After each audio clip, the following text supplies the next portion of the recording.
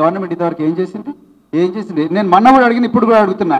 కేసీఆర్ గారు, మీరు మా ఫోన్ లాక్ చేస్తున్నారు, మీరు మా సిడిఆర్స్ అనలైజ్ చేస్తున్నారు. అందరు ప్రతిపక్ష నాయకులు, ఇక్కడ కూర్చున్న జర్నలిస్టులు, మీ దగ్గర పనిచేసే అధికారులు, ఎవరెవరు మీకు అనుమానం ఉన్న ప్రతి ఒక్కరిని కూడా మీరు రకరకాల ఏజెన్సీలు పెట్టి, ఆ ఏజెన్సీలను పెట్టి ఇజ్రాయెల్ నుంచి అనాలిసిస్ సాఫ్ట్వేర్ తీసుకొచ్చి, పెగాసస్ తీసుకొచ్చి, ఇన్ని సాఫ్ట్వేర్లు తీసుకొచ్చి అనలైజ్ చేస్తున్నారు కదా.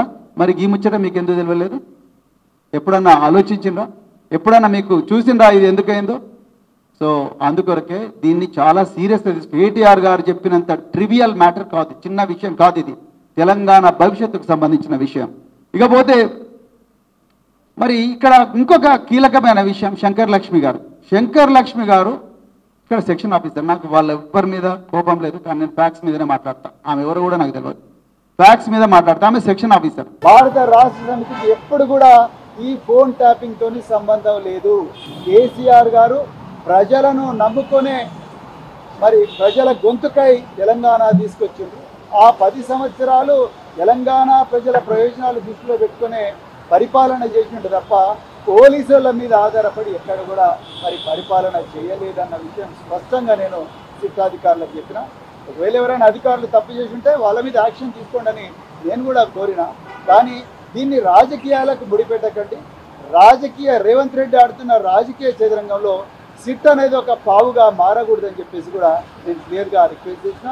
అదేవిధంగా మళ్ళొకసారి చెప్తున్నా, రేవంత్ రెడ్డి విచ్చలవిడిగా డార్క్ వెబ్లో అత్యంత అధునాతనమైన టూల్స్ కొన్ని తీసుకొని వాటిని వాడి తన ఓన్ మంత్రుల ఫోన్లు ట్యాప్ చేస్తూ ఉన్నారు. దాని మీద పూర్తి స్థాయిలో ఎంక్వైరీ జరగాలని కూడా ఈరోజు నేను సిట్ అధికారులను కోరడం జరిగింది. మరి వెంటనే ఈ కంప్లైంట్ ఒకటి కమిషనర్ ఆఫ్ పోలీస్ కూడా మేము తప్పకుండా ఇస్తాం. దీని మీద పూర్తి స్థాయి విచారణ జరిగేదాకా కూడా మేము ప్రభుత్వం మీద పోరాడుతూనే ఉంటామని చెప్తూ మరొకసారి సహకరించిన మీడియా మిత్రులందరూ కూడా హృదయపూర్వక ధన్యవాదాలు చెప్తూ జై తెలంగాణ, జై కేసీఆర్.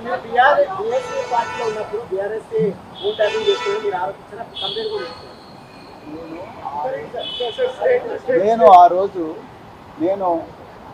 నా phone state sponsored hackers tap చేస్తున్నారు అని చెప్పి నాకు యాపిల్ నుంచి మెసేజ్ వస్తే ఆ యాపిల్ నుంచి వచ్చిన మెసేజ్ ఆధారంగానే నేను నాటి కమిషనర్ ఆఫ్ పోలీస్ గారికి నేను కంప్లైంట్ ఇవ్వడం జరిగింది.